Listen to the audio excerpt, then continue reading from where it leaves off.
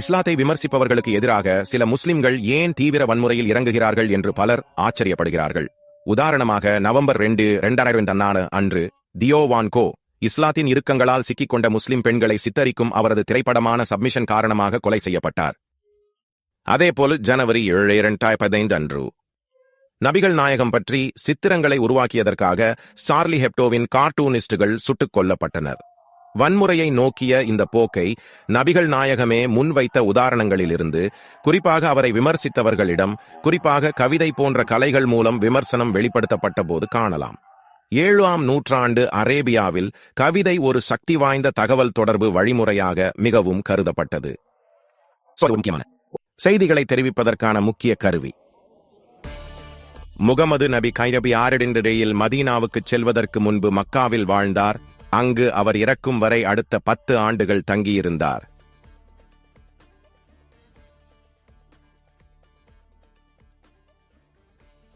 போர் புரிய 614 நபிகள் நாயகம் பாதரில் மக்காவிலிருந்து குறைஷி வணிகர்களை வெற்றிகரமாக கொள்ளையடித்தார்.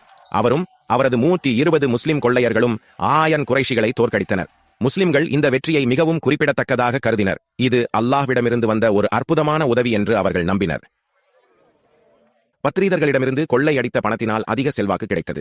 தன்னை விமர்சித்து கவிதை எழுதிய எதிரிகள் சிலரை ஒழித்துக் கட்ட முடியும் என்ற நம்பிக்கையை இது அவருக்கு அளித்தது. முதல் பலி அல் நாதிர் பின் அல் ஹாரித். முகமது நபி மக்காவில் வாழ்ந்த காலத்தில் குரானை மேற்கோள் காட்டி அல்லாஹ்வின் தண்டனையை பற்றி எச்சரித்து மக்காவாசிகளை அல்லாஹ்வின் பக்கம் அழைப்பதை வழக்கமாக கொண்டிருந்தார். நபியை கேலி செய்கிறார்கள். மூசாவே, நீங்கள் எல்லோரும் சூனியம் வைக்கப்பட்டிருக்கிறீர்கள் என்று நான் உண்மையில் நினைக்கிறேன். அப்போது அல் நாதிர் பின் அல் ஹாரித் ரலி அவர்கள் அவரை பின்தொடர்ந்து வந்து பாரசீக மன்னர்களை பற்றியும் வீரர்களை பற்றியும் பேசுவார்கள். கடவுளின் மீது ஆணையாக, முகமது என்னை விட சிறந்த கதையை சொல்ல முடியாது.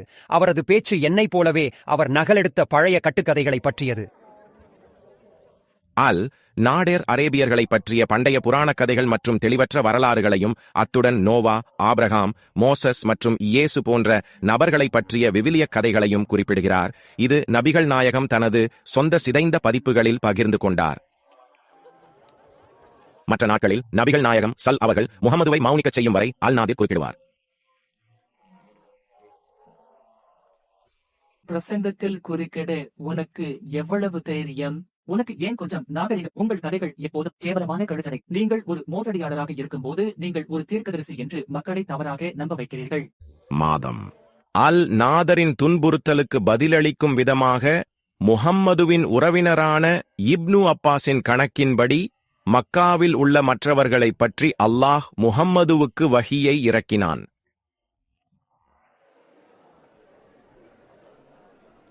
அதே தீர்க்கதரிசி, வானங்களிலும் பூமியிலும் உள்ள இரகசியங்களை அறிந்தவன் எவனோ அவனே அதை இறக்கி வைத்தான். அவன் மிக்க மன்னிப்போனாகவும் மிக்க கருணையுடையவனாகவும் இருக்கின்றான். அவர்கள் மீது நம் வசனங்கள் ஓதி காண்பிக்கப்பட்டால் அவர்கள் பூர்வமான கட்டுக்கதைகளை முழக்கமாகச் சொல்கிறார்கள். அப்படியல்ல, அவர்கள் செய்து கொண்டிருந்த தீமைகள் அவர்களுடைய இதயங்களுக்கு கரை படிந்து விட்டது. நிச்சயமாக அந்நாளில் அவர்கள் தங்கள் இறைவனை விட்டும் முத்திரையிடப்படுவார்கள். நிச்சயமாக அவர்கள் நரகத்தில் எரிக்கப்படுவார்கள். எதை நீங்கள் பொய்ப்பித்துக் கொண்டிருந்தீர்களோ அதுதான் இதுதான் என்று பின்னர் அவர்களுக்குச் சொல்லப்படும். முஹம்மது நபி சூரா அல் முதஃபீன் என்று கூறி தன்னை விமர்சிப்பவர்களை அச்சுறுத்தினார். அவர்களுக்கு கொடூரம் எதிர்காலம் கேலி செய்பவருக்கு காத்திருக்கு.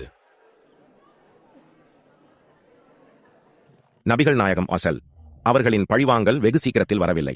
1023 பாதர் தாக்குதலில் நபிகள் நாயகம் தாக்கிய தங்கள் சொத்துக்களை பாதுகாக்க வடக்கு நோக்கி சவாரி செய்யும் மக்கா இராணுவத்தில் சேர அல் நாதரின் துரதிர்ஷ்டம். கதை சொல்லும் பல தெய்வ வழிபாட்டாளர் பிடிபட்டார்.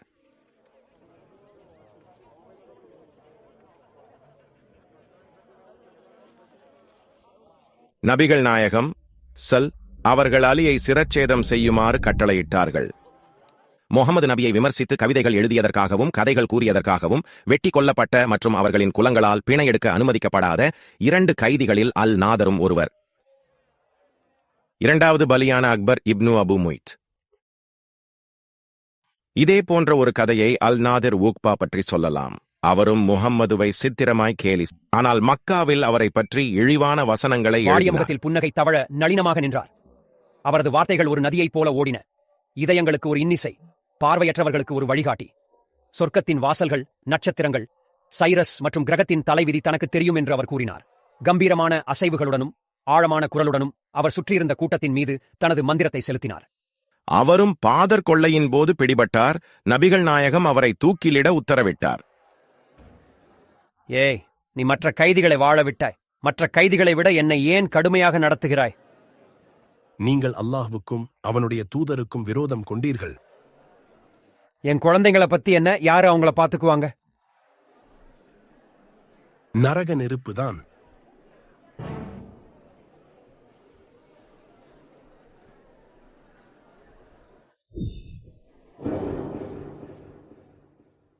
மூன்றாவது கொலை ஒற்றை கண்ணாட்டு மேய்ப்பன். சில முஸ்லிம் மிஷனரிகள் மீது பதுங்கியிருந்து தாக்குதல் நடத்தியதற்கு பழிவாங்கும் விதமாக நபிகள் நாயகம் மக்காவாசிகளின் தலைவரான அபூ சுஃப்யானை கொலை செய்ய அமர் இபின் உமையாவையும் ஒரு கூட்டாளியையும் அனுப்பினார். அபூ சுஃப்யான் மக்காவில் வசிக்கிறார். நபிகள் நாயகம் அவர்கள் அவனை கொல்ல விரும்பினார்கள். இன்ஷா அல்லாஹ் அவனை முடித்து விடுவேன். இவர்தான் மக்காவாசிகளின் மிக முக்கியமான தலைவரான அபூ சுஃப்யான்.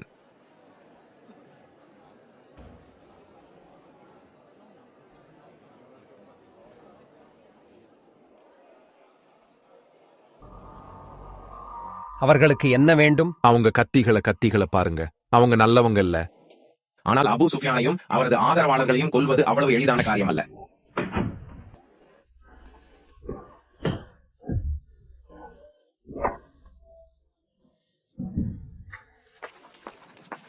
உம்மையா அவரது முயற்சியில் தோல்வியுற்று தப்பி ஓட வேண்டியதாயிற்று.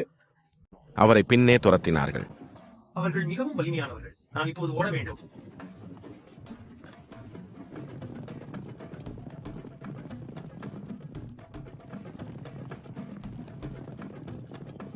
வழியில் அவர் ஈவான் என்ற மனிதனை கொலை செய்தார்.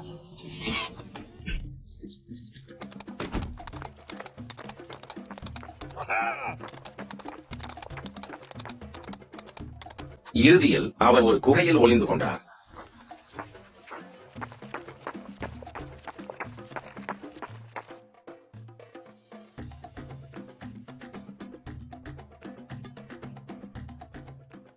துரத்தல் குறைந்து கொண்டிருந்த போது உயரமான ஒற்றை கண்களைக் கொண்ட பெயர் தெரியாத பெதூயின் சில ஆடுகளை ஓட்டிக்கொண்டு குகைக்குள் நுழைந்தார்.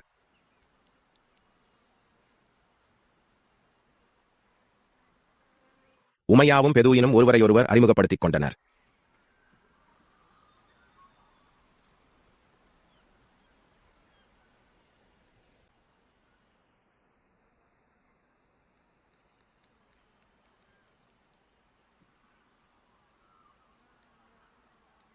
அவர்கள் உட்கார்ந்த போது பிறகு ஆடு மேய்ப்பர் முஸ்லிம்களையும் இஸ்லாத்தையும் விமர்சித்து ஒரு எளிய 2 வரி பாடலை பாடினார். நான் உயிருடன் இருக்கும் வரை முஸ்லிமாக இருக்க மாட்டேன். அவர்களின் மார்க்கத்தை கவனிக்க மாட்டேன். துரதிருஷ்டவசமாக இந்த பெடூயின் அவர் ஒரு தீவிர முஸ்லீமுடன் குகையில் இருந்தார். விரைவில் பார்க்கப் போகிறாய். பெதூயின் குரட்டை விட்டுக்கொண்டே தூங்கிவிட்டான். உமையா தனது தீய திட்டத்தை நிறைவேற்ற இந்த வாய்ப்பை பயன்படுத்த முடிவு செய்தார்.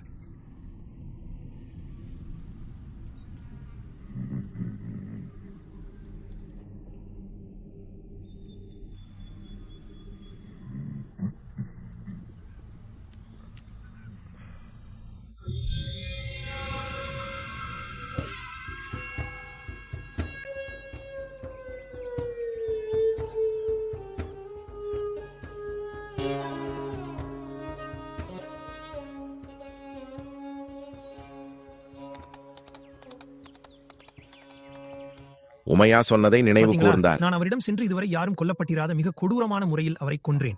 நான் அவன் மேல் சாய்ந்து என் வில்லின் நுனியை அவன் அழகிய கண்ணில் சொருகி அவன் கழுத்தின் பின்புறம் வரும் வரை கீழே தள்ளினேன். நபிகள் நாயகத்திடம் ஓடிப்போய்தான் சொன்னதை சொன்னார்கள். அபூ சுஃபியானை அவரது ஆட்கள் சூழ்ந்து கொண்டார்களா? என்னால் எனது திட்டத்துடன் தொடர முடியவில்லை. நான் திரும்பி வரும் வழியில் உங்களை அவமதித்த ஒரு பெதுவியின் மேய்ப்பனை சந்தித்தேன். நான் அவரை கொல்ல வேண்டியிருந்தது. நன்மைக்காக நன்றாக செய்துள்ளாய். நீ ஆசீர்வதிக்கப்பட வேண்டும் என்று ஜெபிக்கிறேன். அபூ சுஃபியானை தாக்கும் திட்டத்துடன் எந்த தொடர்பும் இல்லாத ஒருவரை கொன்றதற்காக இப்னு உமையாவை நபியவர்கள் திட்டவோ தண்டிக்கவோ இல்லை. இந்த ஏழை மேய்ப்பன் செய்த ஒரே பாவம் இஸ்லாத்திற்கு எதிராக 2 வரி பாடல் எழுதியதுதான். அதனால் அவர் படுகொலை செய்யப்பட்டார். 4வது பலியான அபு அஃபாக். அபு அஃபாக் ஒரு வயதான யூத மனிதர். 120 வயதானவர். பனு உபைதா பழங்குடியைச் சேர்ந்தவர். அவர் ஒரு கவிஞராக இருந்தார், மேலும் இஸ்லாமுக்கு மாறவோ அல்லது முஹம்மதுவை ஒரு சட்டப்பூர்வமான தீர்க்கதரிசியாக ஏற்றுக்கொள்ளவோ மறுத்துவிட்டார். முஹம்மது ஒரு உண்மையான தீர்க்கதரிசி அல்ல.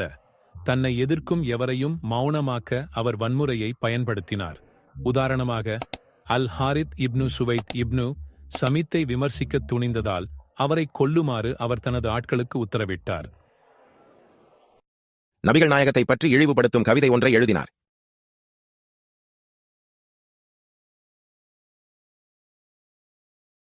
பிறகு அதை வாசித்து காட்டினார். பொது இடங்களில் நான் நீண்ட காலம் வாழ்ந்திருக்கிறேன்.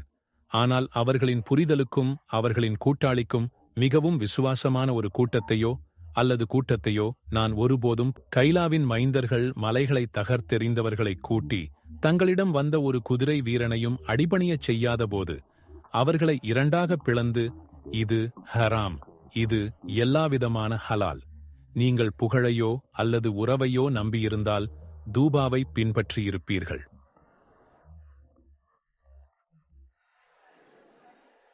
ஏற்கனவே கணித்தபடி நபிகள் நாயகம் அபு அஃபாக்கின் கவிதையில் மகிழ்ச்சி அடையவில்லை. அபு அஃபாக்கின் வாழ்க்கையை முடிக்க முடிவு செய்தார். எனக்காக இந்த ராஸ்கலை யார் கொல்லுவார்கள்? அபு அஃபாக்கை கவனித்துக் கொள்ள சலீம் இப்னு உமையர் ஒப்புக்கொண்டார். அன்றிரவு இப்னு உமையார் அபு அஃபாக்கை அவருடைய அறைக்கு சென்று கத்தியை சொருகிக் கொன்றார். ஒரு நாள் கழித்து முஸ்லிம்களில் ஒருவர் பதிலுக்கு ஒரு கவிதை எழுதினார். இரவில் ஒரு ஹனீஃப் உனக்கு ஒரு உந்துதல் கொடுத்தார். அந்த அபு அஃபாக் அவன் வயதுக்கேற்ற வேலை செய்யவில்லை.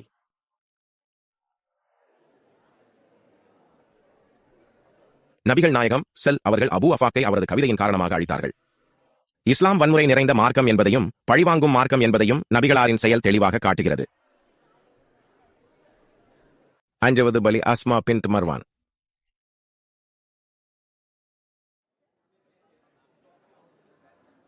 அஸ்மா பின்த் மர்வான் மதீனாவைச் சேர்ந்த ஒரு பானி ஓவைஸ் குடும்பத்தைச் சேர்ந்த ஒரு கவிஞராவார்.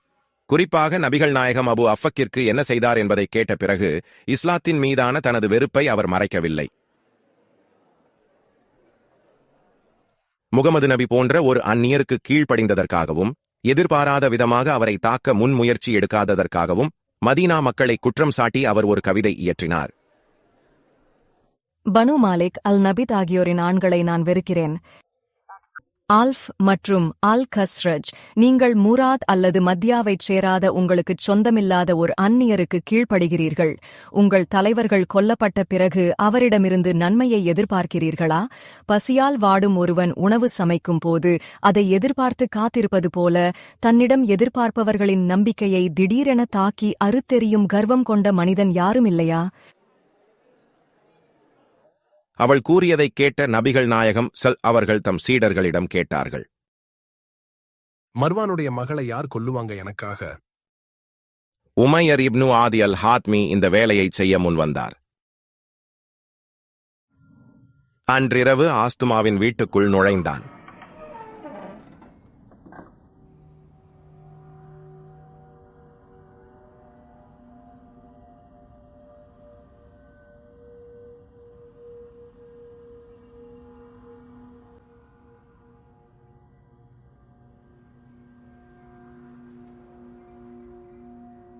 அவளுக்கு 5 குழந்தைகள் இருந்தன. இளையவள் அவளது மார்பில் பாலூட்டிக் கொண்டிருந்தாள். கொலையாளி குழந்தையை மெதுவாக அகற்றினான்.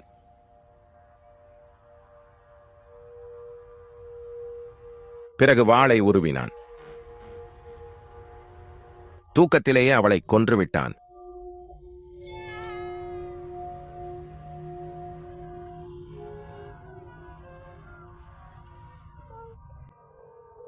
இல்லை அம்மா, இல்லை. 6வது பலியான காஃப் இப்னு அல் அஷ்ரப். காஃப் இப்னு அல் அஷ்ரப் மதீனாவில் பனு அனாதர் என்ற யூத கோத்திரத்தின் தலைவராக இருந்தார். பாதர் கொள்ளையில் முஸ்லிம்கள் வெற்றி பெற்றதை கேள்விப்பட்டு வெறுப்படைந்தார். முகமது இன்னும் மதீனாவுக்கு புதியவர்தான். இருப்பினும் அவர் ஏற்கனவே எங்களிடையே இவ்வளவு கொந்தளிப்பையும் பிளவையும் ஏற்படுத்தியிருந்தார். காபுக்கு கவிதை எழுதும் திறமை இருந்தது. பாதர் கொள்ளைக்குப் பிறகு அவர் தனது நண்பர்களின் நிலையை அறிய மக்கா சென்றார்.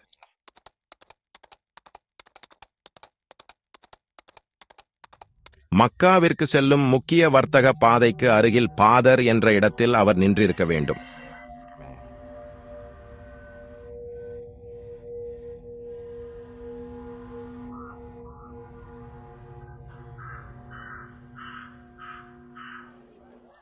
மெக்காவை அடைந்ததும் மெக்காவில் இறந்தவர்களுக்கு இரங்கல் தெரிவிக்கும் ஒரு கசப்பான புலம்பல் என்ற கவிதையை இயற்றினார். பாதர் போன்ற நிகழ்வுகளில் நீங்கள் அழுது அழ வேண்டும். அதன் மக்களில் சிறந்தவர்கள் நீர்த்தேக்கங்களை சுற்றி கொல்லப்பட்டனர். இளவரசி, பொய் சொல்வது விசித்திரமாக இருக்கிறது என்று நினைக்க வேண்டாம். எத்தனை வீடற்றவர்களின் அடைக்கலமான உன்னதமான அழகான மனிதர்கள் கொல்லப்பட்டனர். இந்த கவிதையால் கோபமடைந்து பாதர் கொள்ளை, நாடு கடத்தல் ஆகியவற்றுக்குப் பிறகு திருப்பித் தாக்கும் நிலையில் இருந்த நபிகள் நாயகம் அவர்களுக்கு போதுமானதாக இருந்தது. கானை எனக்காக யார் கொல்லுவார்? முஹம்மது இப்னு மஸ்லமா பதில் அளித்தார். ஓ ரசூலல்லாஹ், நான் அவனை கொல்ல வேண்டும் என்று நீங்க விரும்புறீங்களா? ஆம். யர்சுல்லா, காப்பை ஏமாற்ற நாங்கள் உன்னை பற்றி பொய் சொல்ல வேண்டும். அது உங்களுக்கு ஓகே தானே? நீங்கள் விரும்பியதை சொல்லுங்கள், ஏனென்றால் இந்த விஷயத்தில் நீங்கள் பாவத்திலிருந்து விடுபட்டவர்கள். அதன் பிறகு முஸ்லிம்கள் காபை இரவில் வெளியே வருமாறு ஏமாற்றினர். பின்னர் அவரை கத்தியால் குத்தி கொலை செய்து தலையை துண்டித்தனர். அடுத்த நாள் பணி நிறைவேறியதை காட்ட அந்த தலையை நபிகள் நாயகத்திடம் கொடுத்தார்கள். அப்துல்லாஹ் இப்னு கத்தல் மற்றும் அவரது 2 பாடும் பெண்களான ஃபர்தானா மற்றும் கொரைபா ஆகியோர் பாதிக்கப்பட்டவர்கள். கிபி 630 ஜனவரியில் முகமது நபி மக்காவை வென்றார். அவர் தனது 10,000 போர் வீரர்களுடன் மக்காவுக்குள் நுழைந்தார்.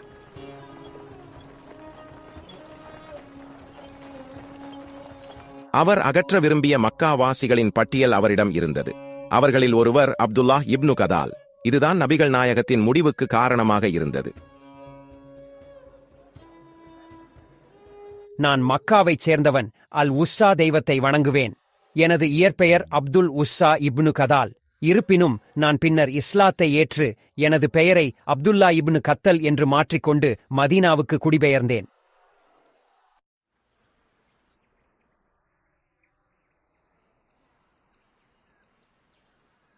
மதீனாவில் நான் முஸ்லிம்களிடமிருந்து உதவி அல்லது சதகா வசூலிக்கும் பணியில் ஈடுபட்டேன். நபிகள் நாயகம் அவரை ஆயுதம் சேகரிக்க அனுப்பினார்.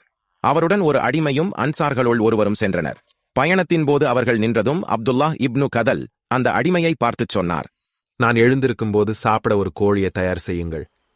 அதன் பிறகு அவர் தூங்கச் சென்றார். ஆனால் அடிமையும் தூங்கிவிட்டான். இப்னு கதல் கண் விழித்த போது உணவு இன்னும் தயாராகி இருக்கவில்லை. என் கோழி எங்கே? மன்னிக்கவும் பாஸ், நான் தூங்கிட்டேன். கோபம் கொண்டு அடிமையை கொன்றான்.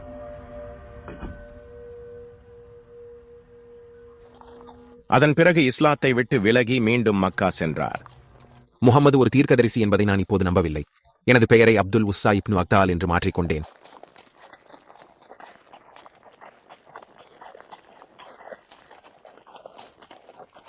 மக்காவை வென்றபோது நபிகள் நாயகம் கட்டளை பாதுகாப்புக்காக காபா ஆலயத்தின் திரைச்சீலையை இறுகப் பற்றிக் கொண்டிருந்தாலும் அவர் கொல்லப்பட்டார். அவர் இஸ்லாத்தை விட்டு வெளியேறியதால் கொல்லப்பட்டார். அவர் தனது அடிமையை கொன்றதற்காக அல்ல. கடந்த காலத்தில் அப்துல்லா இப்னு கத்தல் நபிகள் நாயகம் பற்றி நையாண்டி பாடல்களை இயற்றினார்.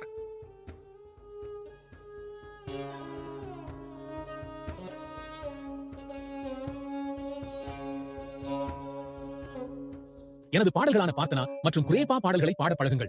அவற்றை நீங்கள் பொதுமக்கள் முன்னிலையில் சத்தமாக நிகழ்த்த வேண்டும் என்று நான் விரும்புகிறேன். தன்னைதான் நபி என்று முகம்மது அடிக்கிறார் தம்மட்டை. தன் பால்லோவர்ஸ் வெச்சு செய்கிறார் மட்டை. எல்லா எதிர்த்தவன் மேல் போடு கட்டை. இல்லனா உன் ஈமான் போகும் மரக்கட்டை. நபி ஒரு காட்டு மிராண்டி. தன்னை எதிர்பவர்க்கு செய்வார் பூச்சாண்டி, தன் கூலி படை விட்டு போட்டு தள்ளுவார். முகமது பிச்சாண்டி தன்னை எதிர்பவர்க்கு செய்வார் பூச்சாண்டி, தன் கூலி படை விட்டு போட்டு தள்ளுவார். முகமது பிச்சாண்டி, மொத்தத்தில் அவர் வீணாண்டி. பெண்கள் தங்கள் பாடல்களால் நபிகளாரை எரிச்சலூட்டுவதில் ஒரு நல்ல வேலையை செய்தனர். மக்காவை வெற்றி கொண்டபோது நபிகள் நாயகம் 2 சிறுமிகளையும் கொல்ல உத்தரவிட்டார்.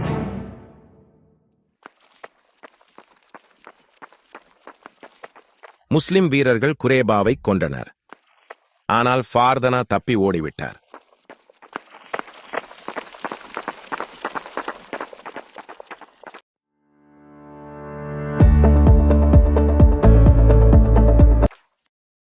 சாவின் விளிம்பிலிருந்து தப்பித்த அப்துல்லா இப்னு சாத் இப்னு அபி அல்சார் மக்காவை வெற்றி கொண்ட போது அப்துல்லா இப்னு அபி சாத் இப்னு அபி அல்சார் அவர்களை வேட்டையாடி கொல்லுமாறு நபிகள் நாயகம் உத்தரவிட்டார். இதுதான் அந்த முடிவுக்கு காரணம்.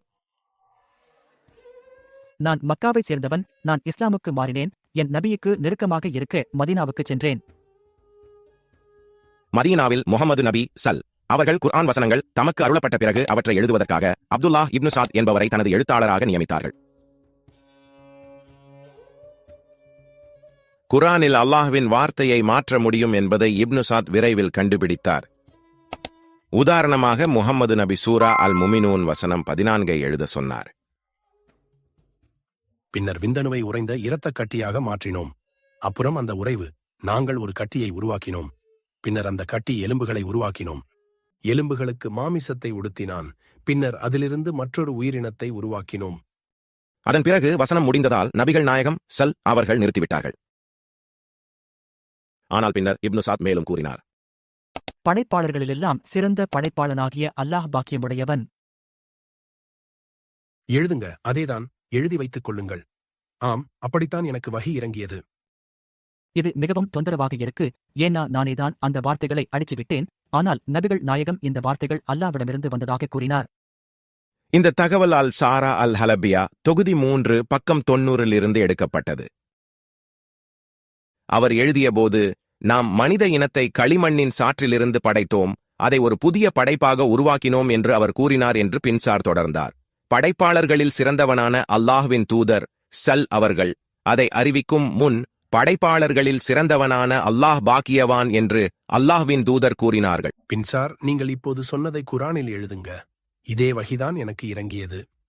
எனவே நீங்கள் சூரா அல் முத்மினூன் வசனம் 14 படிக்கும் போது கடைசி வாக்கியமான அல்லாஹ் பாக்கியமானவன் படைப்பாளர்களில் சிறந்தவன் என்னால் எழுதப்பட்டது என்பதை நினைவில் கொள்ளுங்கள்.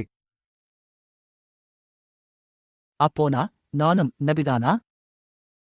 மற்ற சந்தர்ப்பங்களில் இந்த மாற்றங்களை நபிகள் நாயகம் சல் அவர்கள் கவனிப்பார்களா என்று பார்ப்பதற்காக வேண்டுமென்று குர்ஆனை மாற்றி எழுதினேன். உதாரணமாக நபிகள் நாயகம் சல் அவர்கள் கேட்கிறவன், பார்க்கின்றவன், அனைத்தையும் செய்கின்றவன் என்று கூறியபோது நான் எல்லாம் அறிந்தவன், சர்வஞானி என்று மாற்றி எழுதினேன். எல்லா விஷயங்களையும் தீர்ப்பவர் என்று நபி சல் கூறியபோது நான் மன்னிப்பவன், நிகரற்ற அன்புடையோன் என்று எழுதினேன். முகமது நபி இந்த மாற்றங்களை உணரவில்லை அல்லது அவற்றை அங்கீகரிக்கவில்லை.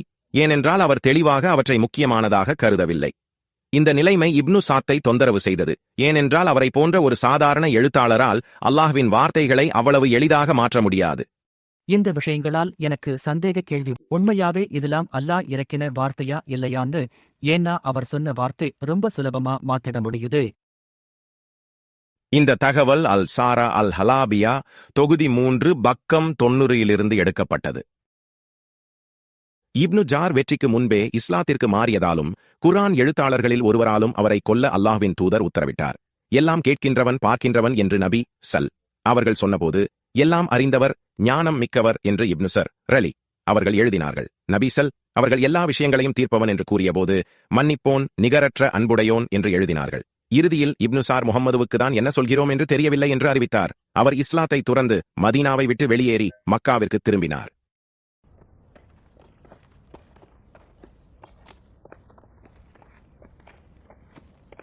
நான் உங்களுக்கு சொல்கிறேன், முகமது நபினா, நானும் நபிதான். Haha haha.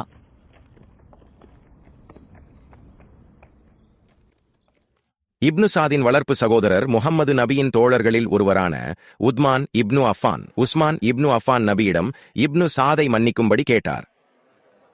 அவர் ஏற்கனவே இஸ்லாத்தை தழுவினார், யா ரசூலுல்லாஹ். தயவு செய்து அவரை மன்னித்து விடுங்கள். மனம் திரும்பிய நம்பிக்கை துரோகியை தப்பவிட மனதில்லாமல் நபி ரொம்ப நேரம் பதிலளிக்காமல் இருந்தார். ஆமா, என்னோட மனசுல நான் அவனை மன்னிச்சிட்டேன். மிக்க நன்றி யா ரசூலல்லாஹ்.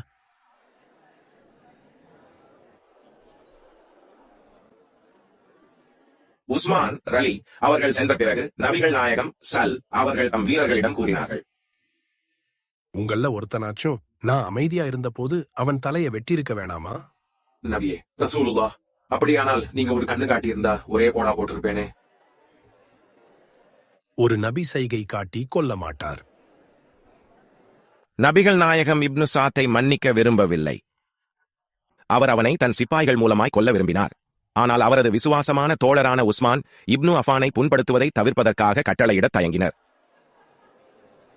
இந்த சம்பவம் விசுவாச துரோகிகள் குறித்த நபிகள் நாயகத்தின் நிலைப்பாட்டை வெளிப்படுத்துகிறது. நபிகள் நாயகத்தின் சீடர்களில் ஒருவரான குர்ஆன் வெளிப்பாடுகளை பதிவு செய்வதில் ஈடுபட்டுள்ள படிப்பறிவற்ற அறிஞரின் சந்தேகத்தையும் இது எடுத்துக்காட்டுகிறது. உயிர் தப்பி பிழைத்த கபீப் இப்னு ஜுஹைரு. இந்த நிகழ்வு மக்காவை வென்ற பிறகு நபிகள் நாயகம் ஏற்கனவே மதீனாவுக்கு திரும்பிய போது நடந்தது. இந்த பின்னணியில் நபிகள் நாயகம் மற்றும் முஸ்லிம்களைப் பற்றி நையாண்டி வசனங்களை இயற்றிய மற்றொரு கவிஞரான காஃப் இப்னு ஜுஹைரை நாம் சந்திக்கிறோம். கப்பின் சகோதரர் பவுஜைர் இஸ்லாத்தை தழுவி மதீனாவுக்கு சென்றார். ஆனால் காப் பல தெய்வ வழிபாட்டில் உறுதியாக இருந்தார் மற்றும் மக்காவில் தங்கினார். முஸ்லிமாக மாற தனது சகோதரர் எடுத்த முடிவை விமர்சித்து ஒரு கவிதை எழுதி மதீனாவில் உள்ள புஜாருக்கு அனுப்பினார். ஏன் நீ மாறினாய்?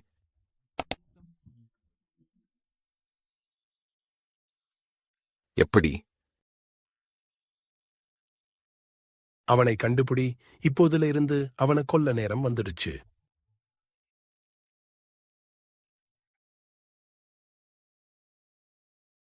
மெக்காவை வென்றபோது நபிகள் நாயகம் பல அங்கத கவிஞர்களை தூக்கிலிட்டதாக புஜயா கப்புக்கு கடிதம் எழுதினார். எனினும் நீங்கள் மனம் திருந்தி இஸ்லாத்தை தழுவினால் நபிகள் நாயகம் உங்களை மன்னிக்க தயாராக இருக்கிறார் என்று நான் உங்களுக்கு உறுதியளித்தேன். மீதமிருந்த கவிஞர்கள் எல்லா திசைகளிலும் ஓடிவிட்டதாக குஜராத் சுஹைருக்கு உங்கள் உயிரை நீங்கள் தெரிவித்தது. மதித்தால் நபிகள் நாயகத்திடம் விரைவாக வாருங்கள். ஏனென்றால் அவர் மனம் திரும்புதலுக்காக அவரை அணுகும் எவரையும் கொல்ல மாட்டார். அவ்வாறு செய்ய வேண்டாம் என்று நீ முடிவு பண்ணா உயிரை காப்பாத்திக்க ஓடிவிடு, ஒளிந்துவிடு. எனினும் சுஹைர் ஒரு கவிதையுடன் பதிலளித்தார்.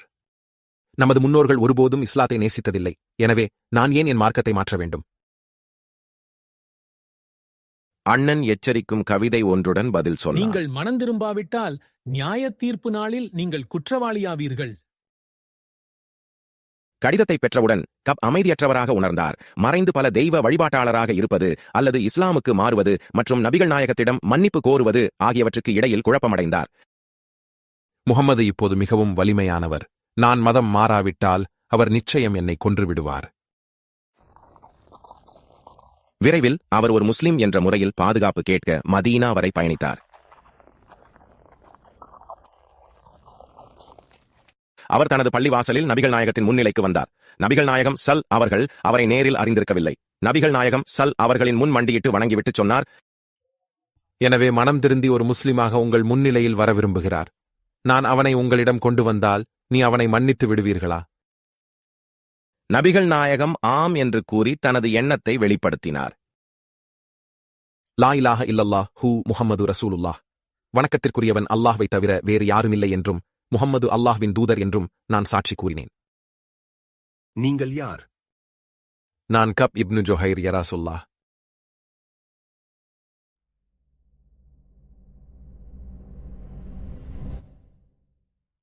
ஓ ரசூலுல்லாஹ், இஸ்லாத்தின் இந்த எதிரியை நான் கொல்வேன்.